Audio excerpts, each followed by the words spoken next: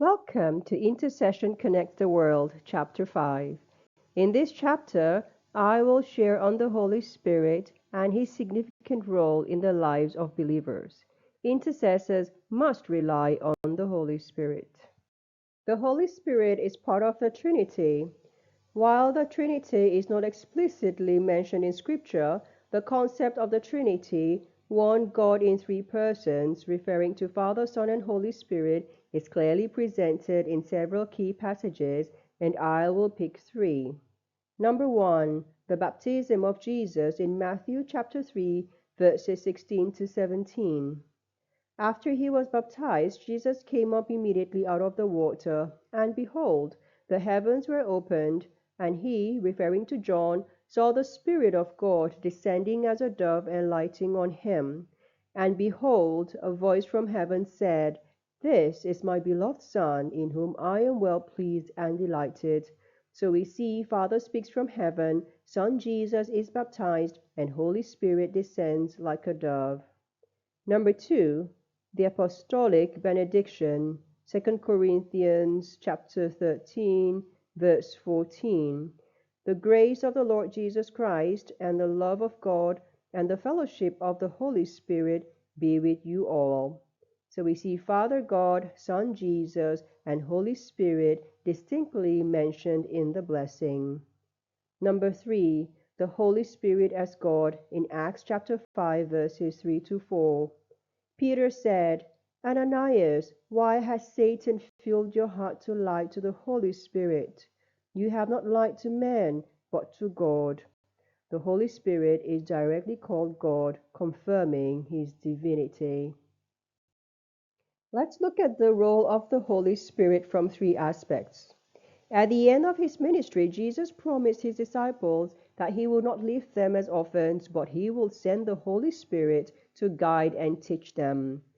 In John chapter 14, verse 26, Jesus said, "But the Helper, the Comforter, Advocate, Intercessor, Counselor, Strengthener, Standby, the Holy Spirit, whom the Father will send in my name, will teach you all things, and he will help you remember everything that I have told you." Number two, it is the Holy Spirit who illuminates God's Word, making it alive and active in our hearts. John chapter 6, verse 63 says, "It is the Spirit who gives life. The flesh conveys no benefit. It is of no account. The words I have spoken to you are spirit and life." Number three, we depend on the Holy Spirit at every step of our Christian journey. He empowers us, guides us, and even intercedes for us in prayer. Romans chapter 8, verse 26 says, "In the same way, the Spirit comes to us and helps us in our weakness. We do not know what prayer to offer or how to offer it as we should, but the Spirit Himself knows our need and at the right time intercedes on our behalf." We can see the significance of the Holy Spirit in our Christian life. Jesus also emphasized the gravity of rejecting the Holy Spirit, stating that blasphemy against the Spirit would not be forgiven. In Matthew chapter 12, verse 31, it says, "Therefore I say to you, every sin and blasphemy, every evil, abusive, injurious speaking, and indignity against sacred things will be forgiven people, but blasphemy against the Holy Spirit will not be forgiven," revealing the Spirit's essential role in God's redemptive plan. I hope that with the information provided, you can see that a Christian life cannot be complete without allowing the active presence of the Holy Spirit. In chapter 3, we discussed our identity in Christ, transformation, and living a consecrated life, none of which are possible without the Holy Spirit. Just as Romans chapter 8, verse 9 says, "You are not in the flesh, controlled by the sinful nature, but in the Spirit, if in fact the Spirit of God lives in you.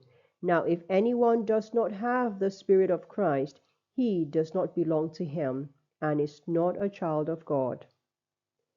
Heavenly Father, we thank you for your goodness and faithfulness.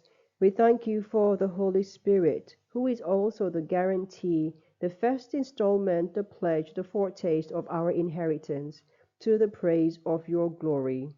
Help us yield to the Holy Spirit and walk closely to him. All this we pray in Jesus' name. Amen.